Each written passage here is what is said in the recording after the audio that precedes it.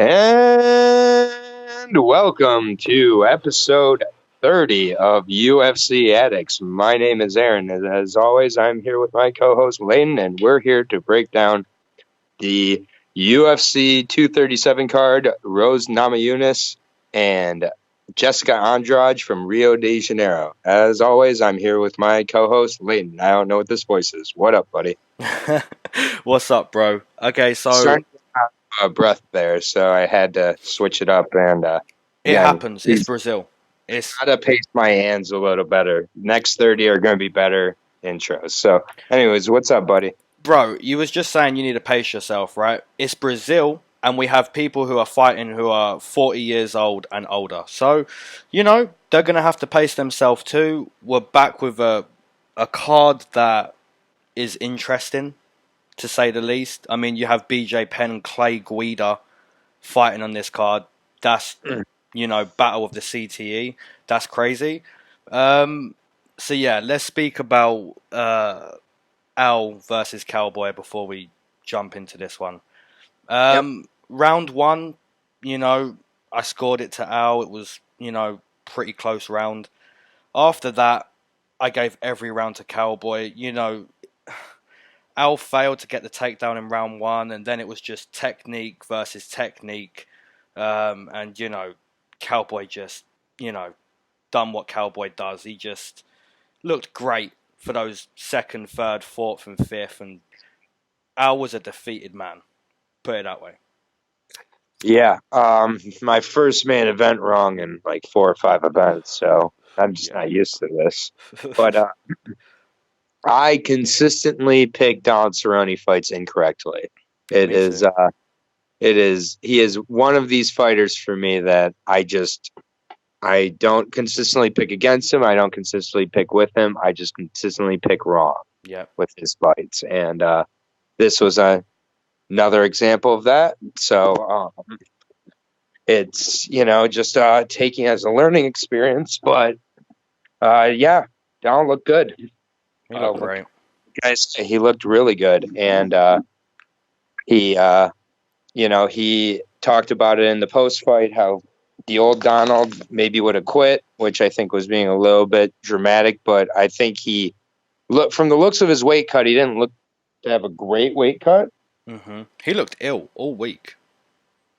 Yeah. But performance-wise, wow. Yeah, he woke up after that first round, and, I think Al maybe was looking to counterpunch a little bit too much and wasn't being aggressive enough maybe, and could have maybe gotten out slow starting Donald, which Donald does start slow and has been stopped in the first. But either way, pretty decent card. I got the opportunity to hang out with a UFC fighter all weekend while I was in Boston by the name of Manny Bermudez.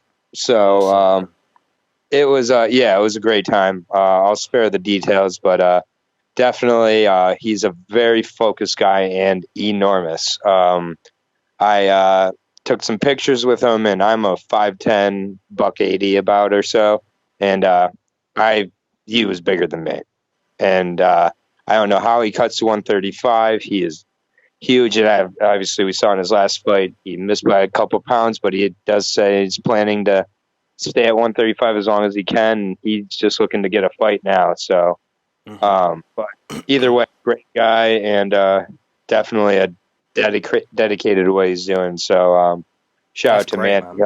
He'll be listening, and at some point we're looking to get him on. So we'll see what we can do with that. But either way, we're here to break down the senior circuit card here. We got like 6 or 7 guys who are 40 or around that, and then a few guys who aren't 40 who might as well be. So a little tease before we go into this card.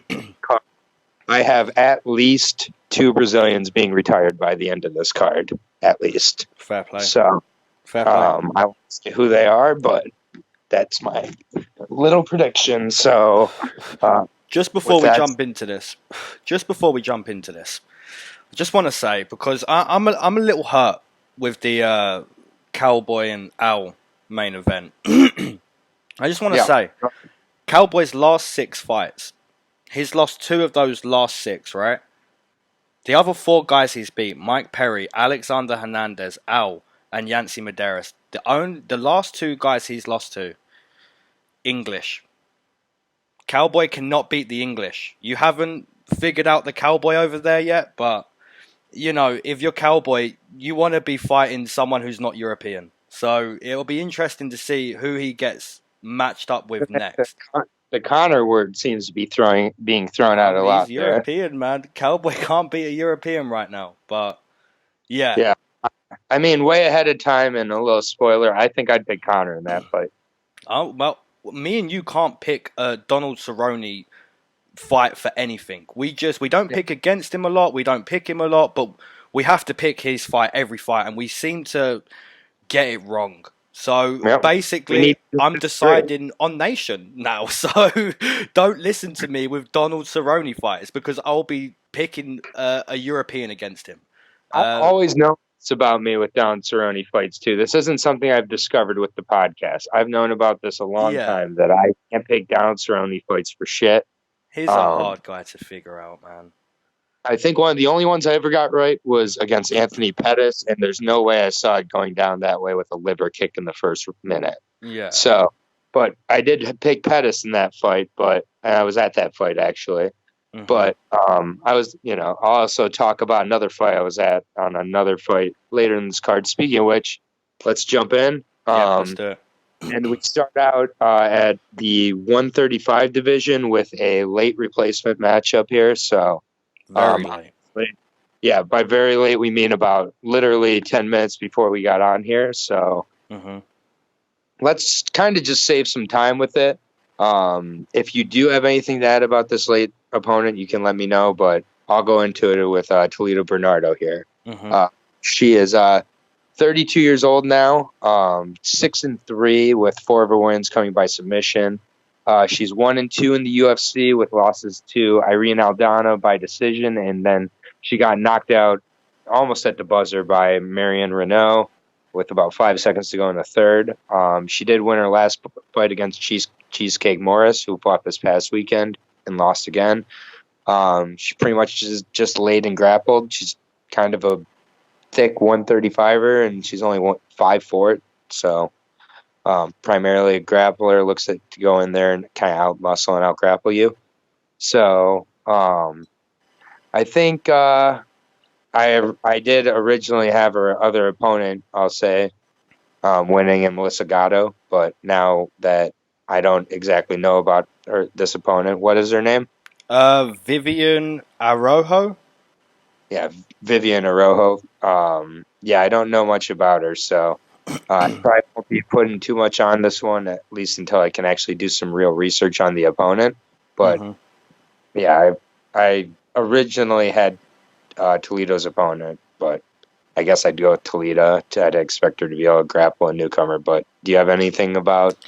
I would say you pretty much just nailed that. I'd say Toledo has good jiu-jitsu, from what I understand. So maybe she's more well-rounded than this Vivian girl. But yeah, like you say, it's very late change and we don't know too much about her. But I will say we would have disagreed if the original opponent was still in place. I think Toledo has good jiu-jitsu. So yeah, I actually did have Toledo. No, I actually did have Toledo. I actually misread my notes here. Yeah, so I'm going to stick with a sub. Like I say, I don't know too much about this late replacement, and neither do you. But yeah, I'll take a round 2 sub for Toledo. Yeah, it will be Toledo's 4th fight in the UFC, but yeah, again, that's super late, so obviously no odds on that currently. So the odds from the last opponent anyways, and Toledo was a minus 500 favorite with that opponent, so I couldn't imagine it moving too much from that, but who knows, maybe I'll have to look into that one, but not going to waste too much time on that one since there's not much analysis that can be done. So I'll move us on to our next fight here at 135 between Carlos Huichin and Raoni Barcelos. I'll be breaking down Carlos Huichin. I hope that's how I pronounce it. The 22-year-old. He's a 5'7", 135er, 10-3-1 is his record with 8 TKOs and 2 subs. So He's finished all 10 of his fights so far. I've been able to watch a few of this guy's recent fights, and has quite a few of them on YouTube, so that's always nice. And he, kind of appears to be a bit of a brawler in there. Seems to take some and give some back, but he definitely goes in there looking to finish, obviously, with all 10 of his wins coming in the first. So kind of a broken record here with that, but anytime a fighter has that, anytime it gets to a second or beyond, he's in a territory he's never been in before, and that always makes me nervous with a newcomer, although he has fought beyond that, but he's lost all those fights that's gone beyond that. So, yeah, this will be his 15th fight, so he's got some decent experience. But Barcelos, I think, has more and is more of the well-rounded veteran overall. And even if this does stay on the feet, I think he is the more accurate and gets hit less often. And that leads to, I think Barcelos could get him in the first, but I'll say second round TKO for Raoni. I think this will be an exciting one, but I think, like I said, I just see Huichen maybe hitting, but also getting hit way more than Raoni. So I think it could be a good one, but I'll take Raoni by second round TKO. Nice. You pretty much nailed that whole breakdown, I would say. Thank you. So yeah, Raoni comes into this fight 2-0 inside the UFC. His debut against Holobaugh, who is also fighting on this card. Really impressive. Really impressive. Standing just looked so impressive. The uppercut, I think he TKO'd him with an uppercut, and it was beautiful. And then he fought Chris Gutierrez once again. Just looked impressive every minute of every round. So yeah, I believe this is another winnable fight. Like you said, he's very well rounded, so that could be the difference here.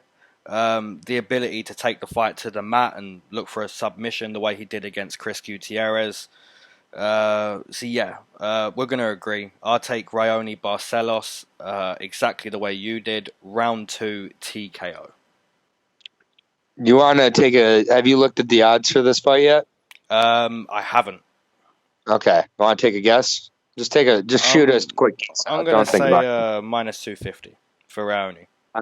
I found it at minus 700 for Raoni. Wow.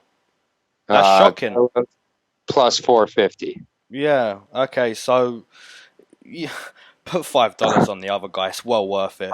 Like, I agree. I mean, I don't think we know exactly what we're getting yet here. So, I mean, we're picking against him, but the odds are insane. Like, yeah. I mean, so far the first 2 fights I'm not touching with too much money, so putting a little on the heavy dog. So what is Carlos? Carlos is I'm finding him for everywhere from plus 475 to plus 500. Okay. Plus 500 for the newcomer, the 22-year-old newcomer against Raoni Barcelos. I get Raoni's look pretty good, but yeah, I believe that's the heaviest favorite on this card, and I'm a little bit shocked. Yeah, that's crazy. Yeah. I mean, again, this is Carlos's 15th fight. I've been able to watch his fights too. Not all of them have been against great competition, sure, but again, crazy odds. So yeah, that's insane. I'll go ahead and lead us into the next fight, and I just kind of was able to look ahead here, and I'm seeing most of these odds for the rest of the card are not too insane here. Yeah. Okay, so we have that's crazy. Wally Alves versus Sergio Moraes. An old Brazilian on this card, Moraes. There's a few other old people on this card. So yeah, I'll be breaking down Sergio. Comes into this fight 8-3 inside the UFC. In my opinion, he's underrated. He is definitely an underrated welterweight. But if you can keep the fight standing with him, then it's pretty much your fight to lose. You look at his last fight against Tony Martin, where Tony Martin just brutalized his calf. You know, he pretty much showed all of us that calf kick was always there. So yeah, if you can keep it standing, then it's pretty much your fight to win. He's a jiu-jitsu master. If he can get you down, he will eventually sub you. Wally Alves, I can see him being taken down, but I can also see him keeping the majority of the fight standing. He's quite hit or miss, Wally Alves. But yeah, Sergio Moraes is a little too one-dimensional for me. If he can get a TKO on the feet, I'll be pretty impressed. But I'm going to take Wally Alves via decision. Okay, I will be breaking down Wally Alves, the 28-year-old guy who I kind of have trouble figuring out what kind of fighter he is, to be honest. Like what level, I mean. He's 12-3 with 2 TKOs and 6 submissions in those 12 wins. 6-3 so far in the UFC. Best wins being against Alan Jouban, Talib, Nordine Talib, and Colby Covington, and all those. Yeah. He choked him, right?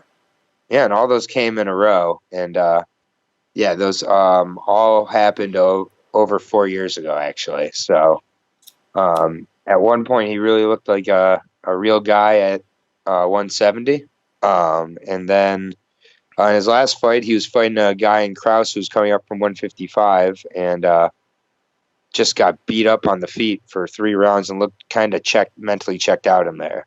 Mm-hmm. And he was a heavy favorite against Kraus too. And in this fight, I think he's facing a guy who's not so much a threat on the feet. So I look for him to kind of look to get his stand-up working a little bit, using his leg kicks and whatnot. Mm-hmm. And so it'll be interesting to see how he recovers from his first TKO of his career. It's never been put out before. So, that's always something that's interesting for me going into a fight, even though, because Kraus just kind of put him apart on the feet in his last fight. So he was TKO'd 2 fights ago. So, looks like he's a little gun shy in there, Worley. So, I think that their grappling should cancel each other out, I would think. I think Worley's good enough to grapple with them, and I'd take Worley for a decision. So I agree. Nice. Yeah. That's 3 in a row. 3 for 3. That's decent. Oh, yeah. By the way, you got all 3 disagreements right last week. So there's. I did, but, Juan Adams got robbed in my eyes. But yeah, we won't go into that. But I would take the win. I got the week before I got somebody. Forgot who it was. But. Who was that? Oh, yeah, Arlovsky, right? Oh, God. Exactly. So there's these questionable decisions. At least the odds aren't too questionable for this one, at least not in my opinion. Worley Alves minus 150, Sergio Moraes plus 130. I think that's perfect. Yeah, completely agree with that. I mean, for the majority of the fight, I see it being mainly on the feet, but if it hits the mat, then that plus 130 slowly becomes like a minus 120 or something. So Moraes does have a way to win the fight, but we're going to agree. Wally Alves, fair play. All right, we're moving on to our first or second female fight. Sorry, Toledo, and Priscilla Cachoeira and Luana. I'll just call her Carolina. Yeah. I'll be breaking down Luana Carolina. She is Dana White Contender Series Brazil winner, so I would say take a shot of acai juice for that. Since it's the Brazil, it's the Brazilian edition, Brazilian edition. So we gotta be culturally appropriate here on UFC Addicts. And the fighter she beat on Dana White's Contender Series was absolutely legit. She was 8-0. So. She handed that fighter her first loss. Although when I saw the fight, the 8-0 fighter, she looked like she could cut a little bit of weight maybe to get to 125 or even 115. So kind of was surprised that she was 8-0, but record's a record. So I just had to be honest, though. With Luana Carolina, she is a 2-time Brazilian Muay Thai champion. So definitely fights like it, really fights on her toes, likes to keep her movement going, stays on her bike a lot of times. Does leave her chin kind of up when she's getting rushed, though, I noticed. So and it left her open for, potentially some strikes, some hooks and whatnot. So definitely would want to see her shore up that part of her game a little bit. But when she was getting for a takedown, she went for a guillotine that was pretty sunk in pretty deeply and nearly finished it. So appears to have some use for she has really long arms, long limbs, so kind of uses them for potential chokes or at least to keep the fight where she wants it, which is on the feet. And I think that it's kind of going to be a coin flip on the feet, but I'm going to take the newcomer Luana to hand. She was called Zombie Girl. I don't know what her nickname is now, but it's not Zombie Girl, I guess. But I'll take Luana, the newcomer, to get a decision win and kickboxing fight for the most part. I think this will be. So I'll take Luana Carolina by decision. Nice. Okay, so Priscilla, or AKA Zombie Girl, comes into this fight 0-2 inside the UFC. She got absolutely dominated by Valentina. The only Valentina. There's two Shevchenkos, but there's only one legit one, and she got absolutely dominated by her. And then she fought Molly McCann, which was in London a few weeks ago. I was at that fight. Really good fight. Both girls just throwing down. Priscilla doing what she does, just walking forward. She didn't get dominated in that one. She, just kept taking so many shots, and she just wouldn't go down. And she was dishing out beautiful strikes herself. Some of the knees, just pure zombie-like. Dominated in her first fight, and then fought a close fight against Molly McCann where she looked considerably better.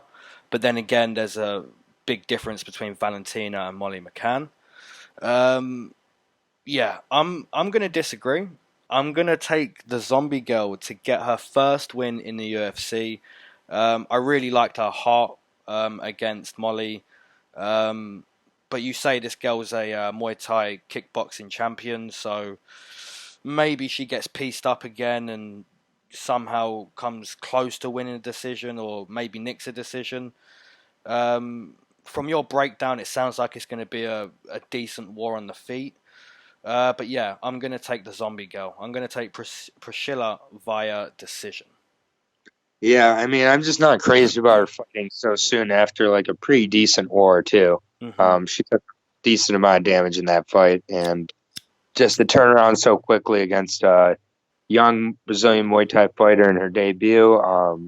The odds opened with Priscilla at minus 300. They are now at Priscilla plus 145, Luana minus 170.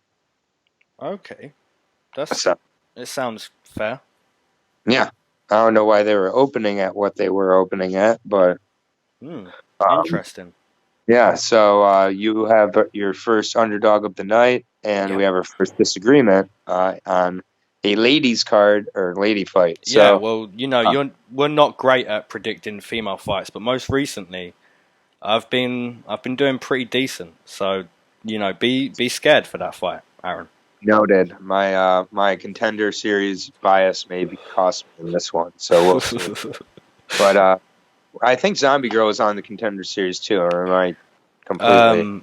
I believe you're right. I'll double check. That's, and by the way, we will be breaking down those cards. They're coming up starting June 18th, so we're going to be breaking those down and just adding. Nope, she wasn't. But I can't wait for that though. That's going to be. I'm so pumped for those. I don't know how it's going to go. I don't know if we're going to get, but anyways, I won't get extra extra talking. It's going to be fun. Yeah, it'll be fun for sure. It's just an extra opportunity to get a head start on getting familiar with some of these guys who are going to be fighting in the UFC. So, we've got I think we've got two new guys in this next one. Clay Guida. I see what you're doing there. Clay Guida and Penn or BJ Penn. Who are they? Yeah, just two spring chickens here. What weight is this at? I don't know. I'm not familiar with them. Are they debuting? No. What is this at? 155? Yeah, 55. So. Okay. I kept that going too long. I'll be yeah, exactly. Thank you. Just leave the comedy to the American Canadian guy, please. So Clay the Carpenter Guida, I will be breaking down the 37-year-old, and that is a hard 37. Training out of Jackson Winklejohn still, I believe. He's 34-18 overall with 7 TKOs and 13 submissions. He is 14-11 in the UFC. And I'm just going to read the list of his opponents here real quick. Because when you say someone's fought everybody, sometimes that's kind of overused, or I really have trouble thinking of guys this guy hasn't fought. And he goes back. So his first fight in the UFC was this guy Roger Huerta. So used to be pretty well known. Then Sammy Scavallo, and it's like, okay, why is he talking about this? Nothing so far. Who remembers those guys? No one. Mac Danzig, okay. Nate Diaz, Diego Sanchez, Kenny Florian, Shannon Gugerty, Rafael Dos Anjos, that's RDA, Takanori Gomi, Anthony Pettis, Benson Henderson, I'm still going, Gray Maynard. This is just ridiculous. It's everybody in this division. Hatsu Hiyoki, I remember that hype train. Chad Mendez, Tatsu Kawajiri, everybody from Pride.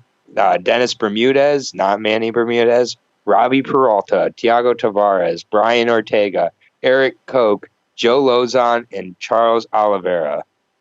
14-11 overall in those fights. I get it. Anybody could go and look that up for themselves, but that's a ridiculous That's a hard list. 37. And that is his last 25 fights have been those guys. That's ridiculous. For a long time, I'll be honest, I've been a little bit of a hater on this guy, but this guy's a savage, and he's fought pretty much everyone in a couple different weight classes at this point. We know what we get with Clay, and it's kind of shocking he's been able to do it for so long and at the level of, some of the guys he's beaten in that span. He's had his gas tanks kind of remain throughout. He's still that same relentless guy. Looks like the same old Clay to me. Cannot say the same for BJ at all at this point. And I really don't think that there's anyone in the UFC that BJ Penn can beat. If there is, let me know who you think it is. But I don't think there is anybody he can beat. And so I'm going to take Clay. I want to pick the TKO. I don't have the guts. So I'm going to take Clay by dominant decision with maybe with BJ deciding not to answer the bell between 2 and 3 because he's just exhausted. I could see that happening easily. But otherwise, Clay by dominant decision. Okay, nice. BJ Penn comes in. I'm not going to say his record. I'm going to say he comes into this fight without a win in the UFC for nearly 10 years. Okay. I was at his last win, by the way. I was a teenager. Wow. There you go. 10 years. 10 years. You was at his last win 10 years ago. Against Matt Hughes in Detroit, Michigan. Okay, so what I will say before I basically pick against BJ Penn, I will say is I took BJ Penn against Ryan Hall. Now, the reason I did that was because for as long as BJ Penn could keep that fight standing, he was going to win. Now, for 2 minutes, 10 seconds, BJ Penn was winning. And you look at how he got finished. Ryan Hall got him in a heel hook. He rolled into a heel hook. Now, if someone said, how is BJ Penn going to be subbed? Because that was the only way Ryan Hall was ever going to win. How would he be subbed? Oh, maybe, he's going to take his back at some point. He heel hooked him. Like, there's being subbed, and then there's being subbed the way he got subbed. It was just, like, for 2 minutes he was winning. And I even said on that breakdown, if anyone's been a listener of the channel for a few months, I even said on that breakdown, BJ Penn's jiu-jitsu may be good enough to stop Ryan Hall. Now, I know how good of a submission artist Ryan Hall was, but for as long as BJ Penn could keep it standing, he was most likely going to win that fight. And you just look at the way he lost, and it pretty much defines why he hasn't won in 10 years. So, yeah, this is battle of the CTE. This is battle of two guys who have been around for ages. But I just see such a path for victory for one guy as opposed to the other. So you didn't have the guts to pick it, but I'm going to take it. I think Clay Guida gets a TKO in round number 1. Good for you. Good for you. Clay Guida, have you seen the odds for this fight? Nope. What do you take a guess I'm going to at what say you think? Clay Guida -3. Multiply that by 2. Clay Guida -6. Oh, It's hard. wow. You hate to see it. Wow. You hate. I don't know if, like, it's quite that, but I can't argue that much against it. Like, that's a bit much, but also I don't know how BJ Penn beats a fighter in the UFC at this point. Well, you said, to end your breakdown, you said you don't know if BJ Penn can beat anyone in the UFC at this point. Maybe the only guy he can beat is Clay Guida. Well, this is why Sean Shelby is an amazing matchmaker. I mean, what a fight. Put the guys against two guys who are two of the only guys the other guy can beat. Yeah. So, okay, move us on. Shocking. All right, on to another female fight. So, man, what a sandwich of fights this is. A female fight, a retirement fight, and a female fight.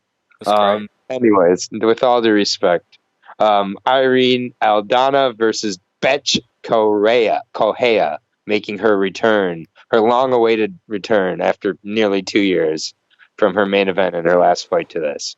Anyways, I will be breaking down Irene Aldana, the 31-year-old. She's 5'9", so just to compare her height with Toledo Bernardo, who was earlier on the card, she was listed at 5'4", according to my sources. So Irene is a taller 135er, 9-4 with 5 TKOs and 2 subs, 2-2 in her last, and winning her last 2 fights against Toledo Bernardo, and then split decision over Lucy Pudova. That was an amazing fight. That was a great fight. Irene, definitely mostly known for her boxing coming into the UFC and using a lot of volume and movement.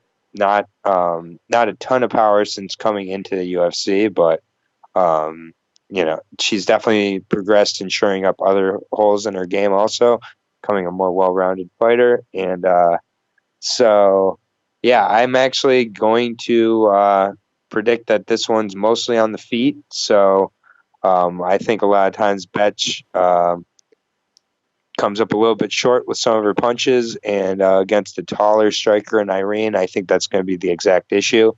And you're going to find, I think, Betch getting really frustrated as the fight goes on, and Irene kind of cruise into a decision with some good volume and movement. So I'll take Irene by decision. Nailed it in my books. Okay, so Beth Correia comes into this fight 4-3 inside the UFC. Like you said, the 2-year layoff, which was a main event against Holly Holm. She got head kicked. It finished the fight, but it didn't look worthy of being out for 2 years. It didn't look, horrendous or anything. So I'm not too sure why she's been off for 2 years. It's a hard fight to predict. I feel like both women could win. Both women could lose.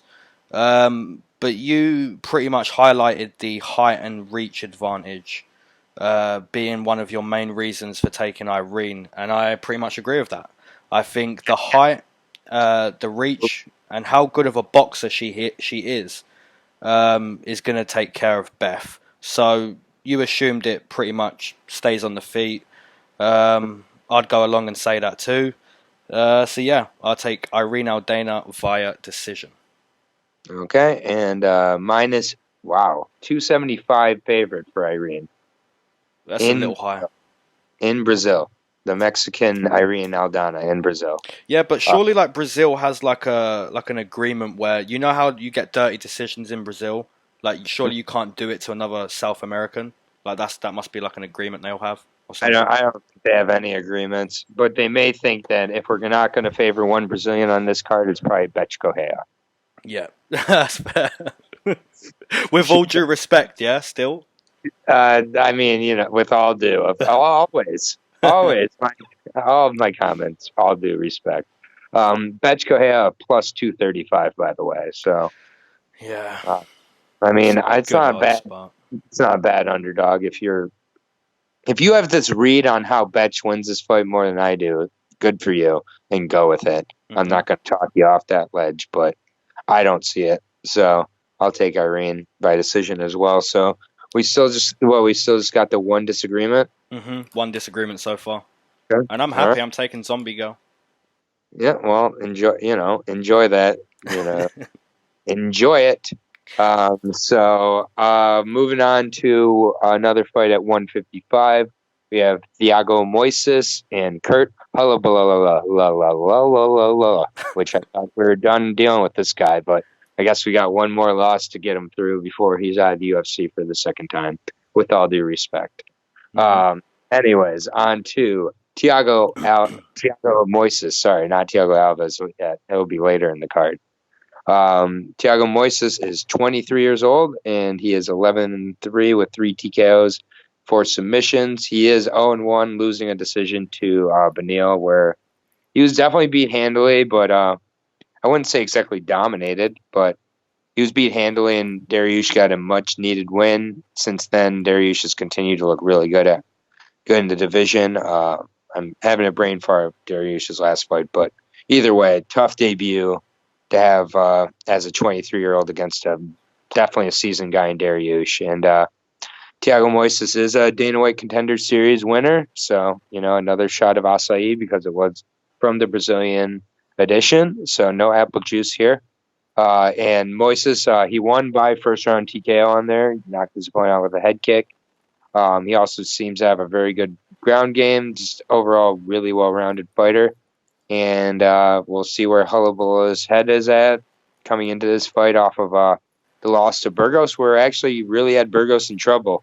And was looking pretty good there until he got that sub. And I think we could have actually, as much as I make fun of Kurt, a really good fight on our hands with Moises here, actually. And I'm going to take Moises to take a decision here over Kurt.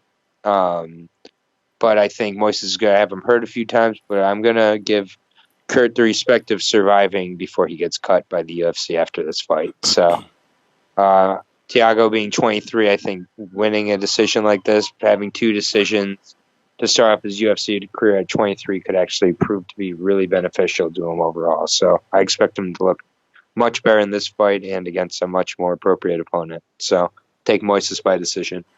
Nice. Okay, so Kurt Holobaugh comes into this fight 0-3 inside the UFC.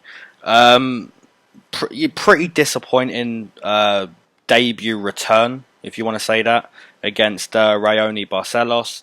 But like I said earlier on, Raoni just looked so good in that fight. And then he fought Shane Burgos with, you highlighted how he had Shane hurt in that fight. And if there's anyone you don't expect to pull off an armbar whilst being hurt, it's a guy like Shane Burgos. That's really disappointing that he was able to, Shane hurt. Underrated grappler, man. He's a very big 145er, and he's got more subs than KOs. I mean, he's very well rounded, but to say you've hurt a guy like Shane Burgos and he's still pulled off the armbar, it's a little disappointing in my books. The guy you were struggling to remember for Benil Dariush was Drew Dober, and that was really, really highlights how good Benil Dariush is. He was hurt so many times in that round, and still another guy who pulls off a submission. But yeah, you'd expect it from a guy like Benil Dariush. This is an interesting fight because you look at both guys and they should be fighting. it's not like a Clay Guida, BJ Penn, or another old guy like Trinaldo who's coming up soon, or Sergio Moraes. Like, these two guys should be fighting. I agree with you that Kurt Holobaugh most likely gets cut again if he loses. And you look at his last fight against Shane, and if you're hurting a guy like that and getting armbarred, there's even more chance that you get armbarred here against a guy who really does have very good jiu-jitsu. But we're gonna disagree. We're gonna disagree. I think the only way Kurt Holobaugh wins is via strikes, and hopefully this time, if he hurts a guy in the octagon, he's not armbarred. You say this could go to a decision. I'd hope not. With the judges and being in Brazil. But I'm going to take Kurt Holobaugh to get his first win in the UFC via TKO in round number 2. So you think the power translates up to 155 here? Because this is at 155. I think the only way he ever beats anyone at this point so far is via strikes. Yeah, and is he 0-3? Does that include both of his times in the UFC, or just from this recent? His real debut and then his recent fights. Yeah. Okay. Yeah. So, well, we'll see. So I'm okay with that disagreement. Pretty surprised with the odds, but I also appreciate it. -130 for Thiago Moises, +110 for Kurt. Yeah, I mean, if you look at the probability for both guys, Moises probably has more areas to win. He probably wins a decision over Kurt. He could sub him. For Kurt, he's got to get it done by strikes. Mm-hmm. Well, fair enough. I think that's a sneaky good fight, actually. Yeah. You want to move us on to this next one here? Yes. Okay. So we have the main card. This is the last fight on the prelims. Okay. Which is what a fight. Okay. So we have Lil Nog versus Ryan Spann. Great fight. Yeah. Okay. Nogueira. Right. What can I really say? What can anyone really say at this point? He's 6-5 in the UFC. He's 42 years old. And apparently he's still going strong. I mean, you look at his last fight against Sam Alvey, and I don't like to say it, but that fight basically had me thinking Sam Alvey has to be one of the worst 205ers I've ever seen. And he had a great start there. He had a great start, but you just look at that and just amazing. Ryan Spann is younger, taller, longer, quicker. The only thing Ryan Spann hasn't got here is experience. So if Lil Nog's going to win via experience, fair enough. I don't see him TKO in Ryan Spann. I didn't see him TKO in Sam Alvey, but as far as I'm aware, Ryan Spann is a more impressive 205er than Sam Alvey. So yeah, I'll take Ryan Spann via decision. I don't see him finishing Lil Nog, but maybe you do. Okay. I will be breaking down Ryan Superman Spann. He's 15-5. He has 10 subs, with a lot of those being by guillotine, some standing guillotines. He's got super long limbs. 2-time Dana White Contender Series winner, so he's twice as great in my book. So take 2 shots of that apple juice, because that's the American edition he's from. And 1-0 in the UFC, beating Luis Henrique de Oliveira. Pretty dominant in that decision for Ryan. And he's showing his stand-ups, continuing to catch up with his excellent wrestling and grappling, which makes him a pretty scary guy in there.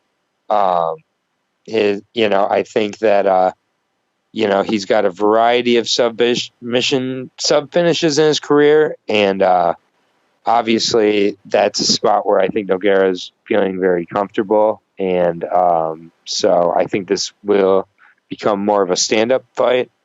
He's 6'5", and he's got long arms, like I said. I actually like how Spann's had quite a bit of adversity to get to the UFC too. in a lot of different ways. And so he's had some tough opponents, and I think he's going to show he has some legit hands here. And I think he's not looking to go to a decision. And so I really do believe in Spann, and I'm actually going to take him to get a TKO, and I'm going to take him to get that in the first round. Oh, nice. So, Nice. By the way, I took Sam Alvey to get a TKO in round 1. yeah, I think that Nogueira had a very surprising performance, but didn't show that his chin and that he can take a shot. He showed he can give one still. So I think Spann is bigger, like you said, bigger, stronger, faster. The only thing he doesn't have is the experience. So, and Spann fights out of, I believe, Factory X. And so he's got a good camp. And this is going to be his 4th fight inside the octagon. Obviously, 2 of them being on the Contender Series, which I'm not at all saying is the same, but still, he's getting comfortable, and I think he's looking to take that next step to, get some real recognition. And he's on a 5-fight winning streak going into this fight. Nice. So, and he's in 4 of those 5. So. His first decision in a while came in his actual UFC debut. But either way, he doesn't fight out Factory X, but Performance Evolution. So he fights out Evolution Training Center. So never even heard of the camp he's fought out of, actually. So doesn't go with my point at all. But the odds for this fight are with Spann. So minus 145. Yep, that seems fair. And what's Lil Nog? Plus 115. Ooh, okay. Some money going on Lil Nog. Okay, that's fair enough. I mean, I took a decision, and hopefully you're right with the TKO, because I don't want to see a decision, obviously, Brazil. But yeah, we'll stick with Ryan Spann there. And that moves us... Oh, go on, bro. I really could see him just kind of rocking him, taking his back and kind of flattening him out, and not even taking his back, but kind of getting that quarter mount from the back and just putting a few shots in, putting him away. I'm not sure how durable Lil Nog is at this point, but go ahead and move us on to the next one. Okay, so we have the start of the main card. We have Francisco Trinaldo versus Diego Ferreira, and I'll be breaking down old man Trinaldo. Comes into this fight, 13 wins, 5 losses in the UFC. He's kicking on. He's 40 years old. To be fair, he did get a very nice stoppage in his last fight, but you look at the opponent in Evan Dunham, and, you could sort of see that happening. But, credit to him, really nice. I believe it was a knee to the body. Really nice stoppage. Diego Ferreira has been really impressive recently. I will say he was hurt to the body against Kyle Nelson, and that fight was on short notice where Kyle stepped in on like 2 or 3 days. Really hurt Diego to the body. So maybe that could be the game plan for Trinaldo. I don't see him winning any other way other than catching Diego Ferreira with a knee or catching him with a strike. It's hard to see a path to victory for Trinaldo, but last performance was decent, but he's fighting a guy here who's been in very good form recently. Diego Ferreira has looked very good. Also has great jiu-jitsu, so very well-rounded opponent. Yeah, I'll take Diego Ferreira via decision. Okay, I will be breaking down Carlos Diego Ferreira, the 15-2 fighter. He's got 3 TKOs and 6 submissions. And in the UFC, he's definitely fought some pretty good competition, but at times was hampered with a little inactivity. Although the past couple of years, it looks like he's been able to get into a little bit of a rhythm, although at times having a little bit of trouble making weight, I believe, if I'm recalling correctly. And he looked pretty strong everywhere against Rustam. Definitely had a good fight against Kabulov. When he fought Kyle Nelson on short notice, he was a little bit too comfortable with the stand-up, I think, and ended up getting hurt himself, as you said, to the body. But again, he's still got very good jiu-jitsu to go with his stand-up. He's beat some pretty decent guys, including Oban Mercier. Inside the UFC, had some decent losses to Beneil Dariush, so another guy who's lost to Dariush, and then Dustin Poirier. One thing about Correia, even though he has trouble making weight, he's a little bit undersized at 5'9" for lightweight. And he seemed to want to show his stand-up more and more since coming to UFC, which makes me a little bit hesitant, with him, just because he may be falling a little bit too in love with his stand-up here. And against Trinaldo, he's facing a legitimate Muay Thai guy. So Trinaldo does have some pretty dangerous Muay Thai and still has legit power. But I still think that the stand-up and overall, Ferreira is the better MMA guy here. And so I'll take him to get a decision. Can't take. I don't think Trinaldo gets finished. He's just going to be too tough, I think. But I'll take Diego by a close decision. I think this is a close fight, though. And Ferreira is the -175 favorite, +145 for Trinaldo. So we're getting a. If it's not like a big odds, it's mainly like a -145 or +145. It seems. So those, I agree with those odds. Trinaldo, could catch him with a knee or even some strikes, but yeah, Diego Ferreira has been very impressive recently. So, understandable. Fair odds. All right, we are moving on to the welterweight division between Thiago Pitbull Alves and Loreno. I believe it's Loreno Staropoli. I will be breaking down Thiago Pitbull Alves, the 37-year-old, fighting out of ATT. Still, as he has been for quite a while now. 23-13 record now, which is shocking that it's kind of gone to that, that many losses. Actually, I was surprised but that's just a personal thing. But 13 TKOs and 1 submission for him in his 23 wins, coming off what should have been his 14th loss to Max Griffin in Brazil, where he got a controversial split decision win. This fight, again, is in Brazil. So, that was definitely a rough one for Max, which he ended up getting a rough decision of his own in his last fight. So, has a way of all coming around, maybe. But definitely, in that fight, it was pretty close on the feet, which for Thiago used to be an absolute advantage for him over anybody. Even when he used to get beat by getting out-wrestled, out-grappled, but now it appears that his stand-up is kind of leveling with others too. So, it's veteran of the Octagon who's never quite reached the heights of his co-main at UFC 100 against GSP, but he's on a main card here in Brazil with a bunch of Brazilian legends at the top, so he's still doing pretty well for himself, and he does still have very good Muay Thai, don't get me wrong, but he's shown he's starting to get hit and react more to getting hit. Got put away pretty hard by Melender. And when he's active and is active with his leg kicks particularly, he's way more difficult to handle. So I think, I know I've said this a couple times on this card, but I think this is another kickboxing affair here.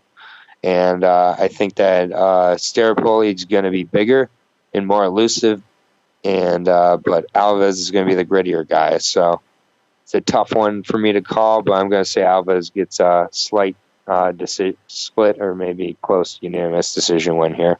So nice.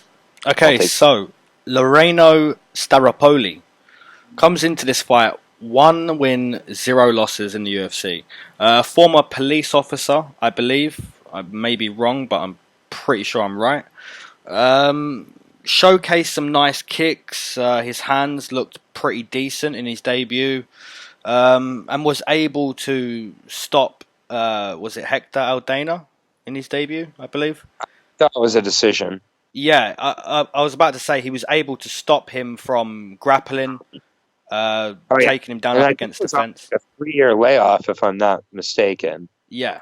So that was the most impressive thing for me in the debut, that he was able to stop Hector from being the gritty guy that we know he is.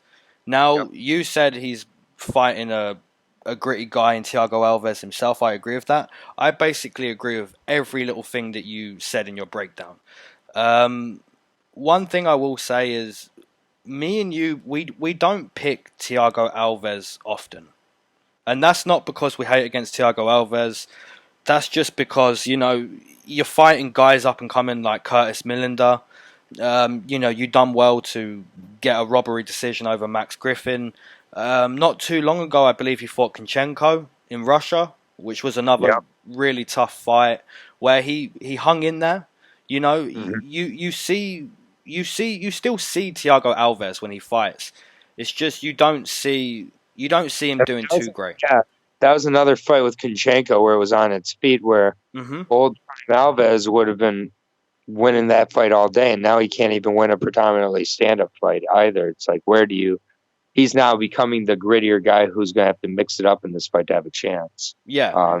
And against Konchenko, like I said, you have those moments and those rounds where you do see Thiago Alves win, because I believe it was headed into the third round 1-1. So you do see those moments where Thiago Alves is, oh look, it's Thiago Alves. For example, the second round against Max Griffin. You see it. He's fighting a guy who's inexperienced, so it's basically going to be that. It's going to be Thiago Alves trying to be the bully in there, and Staropoli is going to have to catch him with a strike to the head. And when we see that happen to Thiago Alves, it either ends horribly, where he's just done, or he's trying to survive, where it looks like Max Griffin in the first round. And so it's you're going to get if Thiago Alves wins, I'd be surprised if he didn't get hurt. But I'm going to completely agree with you. But I am going to take a finish. And I'm going to take Thiago Alves to get a round 1 TKO. Okay. We got ourselves a pick 'em, -115 both ways.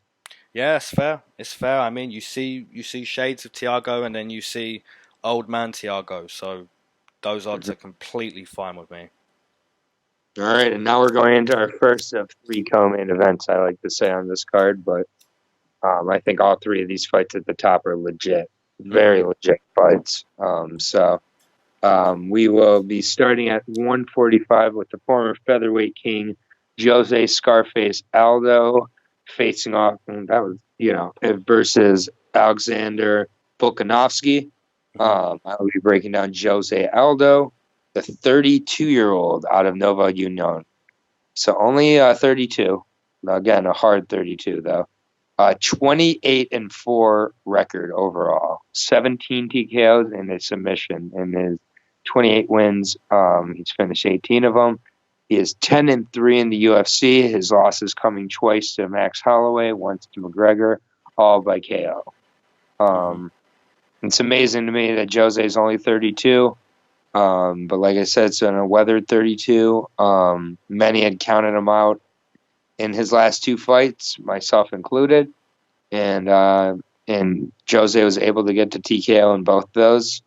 I think at this point, Jose knows what he is, and it's a dangerous fighter with a limited gas tank. He's lightning quick leg kicks, fast knees, great takedown defense. For him to ask this to be 3 rounds in Brazil, possibly his last Brazilian card, I'd expect him to come out here really trying to blitz Alexander. The question is if he can do that and stay off the mat, I think. I think that the first 2 rounds are very dangerous for Volkanovski. And I'm not sure if he's able to survive that, honestly. I think if he does, and he is able to find a way to win one of those 2 rounds decisively, mind you, he'll need to win it decisively. Going into that 3rd round, Aldo could find himself in a lot of trouble, and I could see Aldo getting finished. I am actually going to take a 3rd round TKO for Alexander Volkanovski. And I'm going to be looking for him to implement some takedowns, really look to push the pace, and this could be the last for Aldo completely. But Yeah, I'm going to take Volkanovski to go into enemy territory and get a third round TKO. Nice. Okay. So, Volkanovski comes into this fight 6 wins, 0 losses inside the UFC now. He's looking a real contender at 145. Very good wrestling. His conditioning is great. He has knockout power because he used to be like 200 and something plus pounds. If you didn't know that, go check the picture. Just type in Volkanovski fat or something on Google Images. He used to be massive. Rugby. Right? Yep, exactly. So yeah, you look at his career and he's a very well-rounded 145er with, you know, everything that I just said. He's got wrestling, conditioning, knockout power. He's fighting Jose Aldo, a guy who me and you both overlook a little more than we should. So yeah, it's a tough pick because you nailed it again. He hasn't got a great gas tank, Jose Aldo, but if he can do what he done to Moicano, where he just blitzes Volkanovski. Right, by the way. Sorry, bro? I picked that fight right, the Moicano Aldo. Yeah, nailed it. I mean, it was a mentality thing that I just saw with Moicano, and but go ahead, keep going. Yeah, like I said, it's you know, he's gonna try to blitz him in round 1, and Jose Aldo even turned down the 5-round fights, right? He wants the 3-round fights. So, yeah. You know, could Aldo blitz him in round 1? Possibly. Could Volkanovski show his relentless conditioning and wrestling and just his aggressiveness at times? Probably. You know, it's a really good fight. It's a decent fight. And I know I overlook Aldo a little more than I should. But I'm going to overlook him again. I'm going to take Volkanovski. I'm going to take him via decision. I hope I'm wrong because I don't want to see a decision in Brazil. It could get a little dirty. There's probably going to be 1 or 2 at least that are dirty decisions.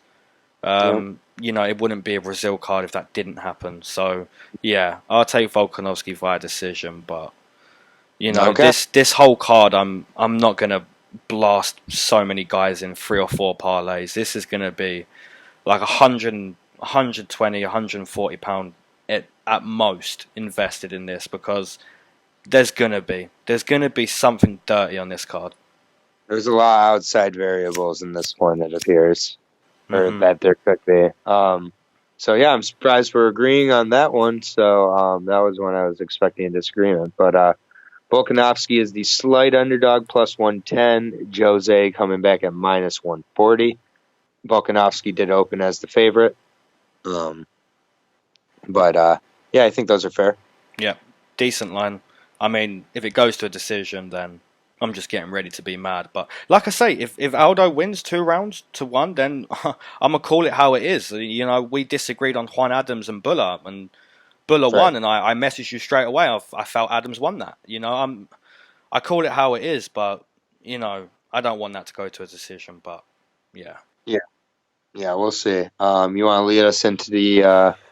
You're going to lead us into co and main events. You're going to lead us into these 2. Okay, so co-main event, we have Jared Cannonier versus Anderson Silva. Cannonier comes into this fight 4 wins, 4 losses in the UFC. A former heavyweight, a former light heavyweight, and now he's fighting at 185. His debut at 185 looked great. I predicted it. He fought David Branch, and he TKO'd him in round 2. He looked very strong. He looked ripped out of his skull. The punching power is obviously there. He was taken down by David Branch, and he just wormed his way to the cage and stood right up. He stood up 2 or 3 times. He just looked so powerful. And you could see it. You could see a heavyweight or a light heavyweight fighting at middleweight, and he looked so good. Anderson Silva has been TKO'd once in his career, which was against Chris Weidman. If Jared Cannonier can go to Brazil and TKO Anderson Silva like viciously, it's going to be remembered for a long time.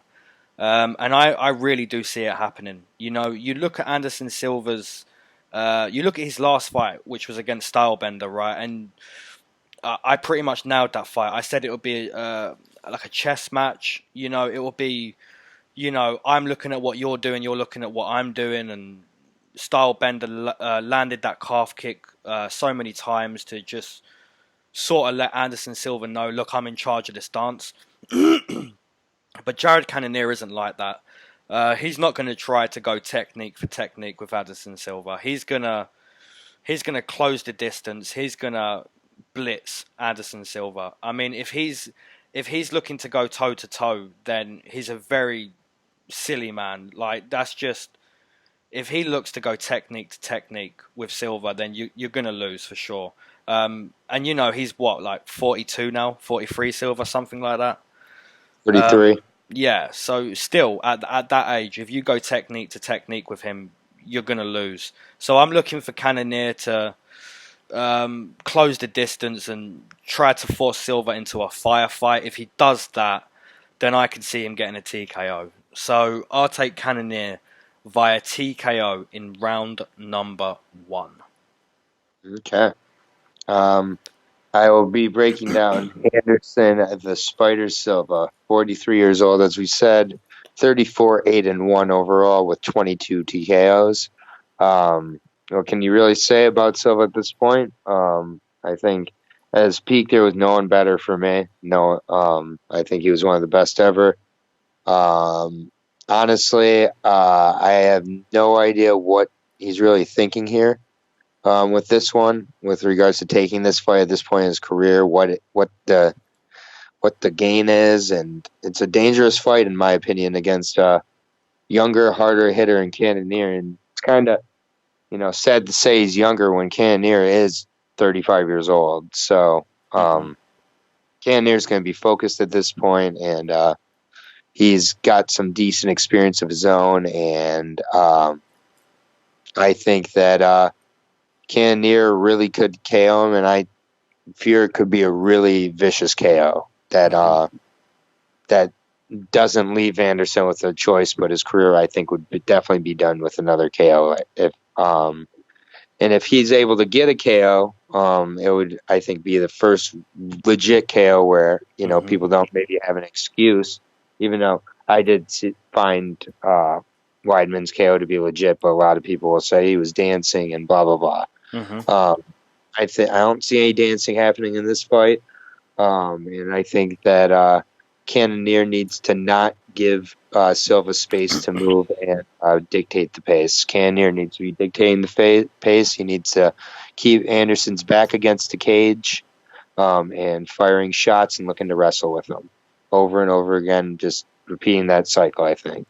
And I'm going to take a second round TKO for Cannonier, actually. So nice. We agree. It's 1 round apiece, but be kind of crazy if both Aldo and Silva got put away by KOs and were both done on the same night. It'd be more crazy. Aldo and Anderson Silva both getting TKOs themselves. And it could happen. I can see, as much as I can't see it happening, I can, if that makes any sense, which it probably doesn't. I get it. So Brazil, I get that. Cannonier is the -150 favorite. That's fair. In Brazil against Anderson Silva in the co-main event. Anderson Silva's a +120. Well, if anyone listening thinks Cannonier can win a decision in Brazil, get your money on it. Yeah, you'll get hefty juice increase there. Yeah. But we agree. We still got one disagreement? We have one disagreement. Nice. Yes. You're just trying to keep this full card lead now. I understand. If I had one, I'd do the same thing. Okay. Are you ready for it? Oh, I'm ready. Okay. So, main event. We hit, 4 or 5 in a row? And then we got the... okay. So, main event. Rose Namajunas versus Jessica Andrade. And I'll be breaking down Jessica. She comes into this fight 10 wins, 4 losses inside the UFC. Originally a bantamweight who cut down to 115, and she's definitely a bully. She's a bully at 115. She hits very hard. She's a very strong grappler at 115. If she gets on top of you on the mat at 115, then you best be an extremely strong 115er. Yeah, she's just a powerhouse. Jessica Andrade is a powerhouse at 115. Now, she fought JJ, which was her last shot at the 115 title. She lost that fight because JJ was able to circle all fight, and she won a kickboxing contest for the most part. Rose Namajunas, I'm a strong believer in her movement. She cuts great angles. She has great movement, just like JJ. So yeah, it's basically the same thing for Jessica. She's got another title shot against a female who's taller, quicker, and can move very good. Now, Jessica failed to close the distance against JJ. She failed. She did a couple times, but for the most part, for the 25-minute fight that it was, she failed. Now, since that loss, she's made just great improvements in closing the distance, and her movement is just so much better. Now, Rose Namajunas also just so much improvement in her last few fights. Both the JJ fights, her movement is so good. Very good jiu-jitsu off of her back as well. It's a really, really good female fight. It's a really good main event. And it's a really tough pick. Because, you know, if you're picking Jessica, you're basically saying, you know, if she was to fight JJ again, she would definitely close the distance and be able to find a TKO, or even close distance and get the takedowns she needs.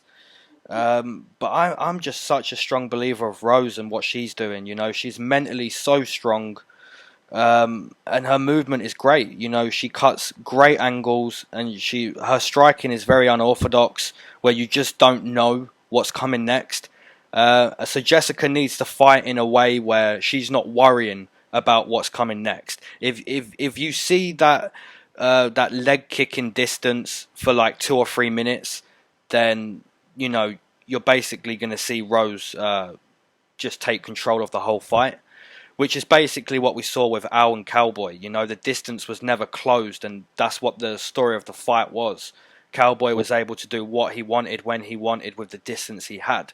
If Rose has the same thing, then I expect every second of the fight to be won for Rose. If Jessica can close the distance and make it dirty, then she could find a TKO. It's a really, really good main event. It's a tough pick, but I'm going to take Rose Namajunas to win a decision, which, you know, I want to be wrong. I don't want it to be a decision because it could be dirty. There's going to be a dirty decision on the card. But I'm going to take Rose Namajunas via decision. Okay. That was a great breakdown, and I'm not going to repeat a lot of that because that's a lot of what I feel about this fight, to be honest. Nice. I'll be breaking down Thug Rose, now 26 years old, fighting at a 303 training center in Denver, Colorado. 8-3 with a TKO of Joanna and 5 submissions in those 8 wins. She's not fought someone not named Joanna Jędrzejczyk since April of 2017. So she was able to demonstrate a ton of mental strength and focus in both those matchups against Joanna, and she outstruck her, outmoved her, out game planned her, just was better than her. She's been out a while here, but she's showing little fear in her second title defense against a hard-hitting BJJ player in Jessica Andrade, and she doesn't care. She's going right into her backyard in Brazil. None of that is, I think, taking up any mental space in Rose's head. I think Rose is focused on being elusive and taking this into the championship rounds, where I think Andrade just continues to lose steam as we go here. And, yeah, I think Rose is crafty enough to even pull off a submission potentially in the later rounds as Jessica gets more tired. I don't see that happening, but I think she could. She goes for a lot of crazy submissions too when she feels comfortable. I look to see her push the pace and use volume and cardio. And I think she's going to get a unanimous decision win in Brazil against a Brazilian, which would be amazing in and of itself, but just having a little faith that Brazil, It would just restore faith in Brazil if we yeah, saw any of that. If we saw Volkanovski or Rose or anyone who's not Brazilian win a decision, then you're restoring faith in Brazil. yeah. But I just think that a lot of what we see with Jessica against Joanna, we see against Thug Rose. I think Jessica can very easily catch Thug in this fight and put her away, though. Don't get me wrong. So Jessica has the hardest strikes, I think, in the division, but Rose spends a lot of time really focusing on good head movement, good movement overall, good defense. I think she builds from the defense out, and I really have looking forward to seeing her back in the octagon. And I think this is a legit fight. I think that it's very cool that this fight is headlining a card with Anderson Silva and Jose Aldana in Brazil, and rightly so. I'm glad they didn't do it weird and put one of those other fights. Maybe they would have put Jose Aldo up there if he would have accepted it, but I choose to think that they made the right decision from the get-go. So, oh, wait, sorry, odds. The odds my hit bad. me. Yeah, sorry. Odds -122 for Andrade. So she's the favorite. We got the slight underdog at, it says +105 for. That's fair. So It's fair. I can understand in Brazil, and overall, there's definitely methods of victory. Now, what is your fight of the night? Fight of the night. Oh, okay. So my fight, my fight of the night is gonna be. It's gonna be Volkanovski and Jose Aldo. Okay, I like it. I'm gonna agree with you actually, and be a little bit more. Actually, you know what? I'll go with the co-main event. I'll say Jared Cannonier and Anderson Silva. Yeah. Okay. I'll say Anderson shows a little bit of kick before he goes out. I won't say it's a domination. So yeah, Nice. I'll go with the co-main event. But yeah, this weird card. There's a lot of potential retirements, a lot of maybe pink slips. There's some random female fights. There's a little bit of everything. It's your Brazil card. So Clay Guida, BJ Penn has to be pink slip. Has to be.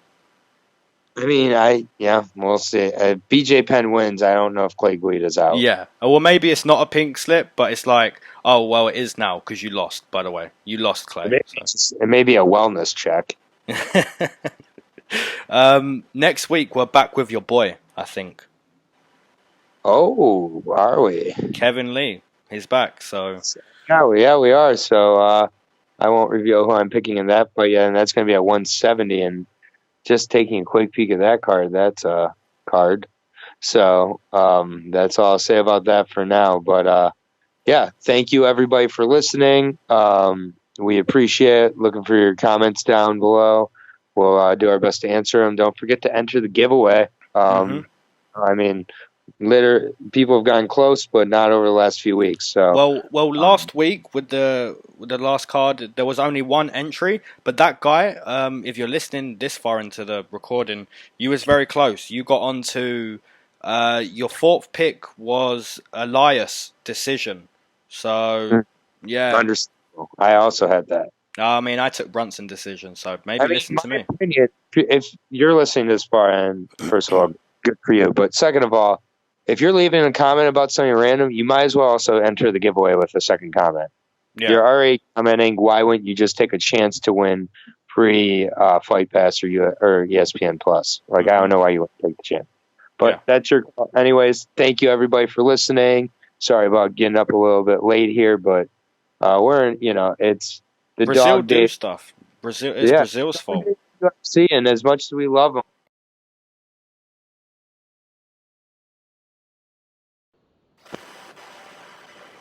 Thank you everybody for listening, and until next week, peace out and enjoy the fights. Peace.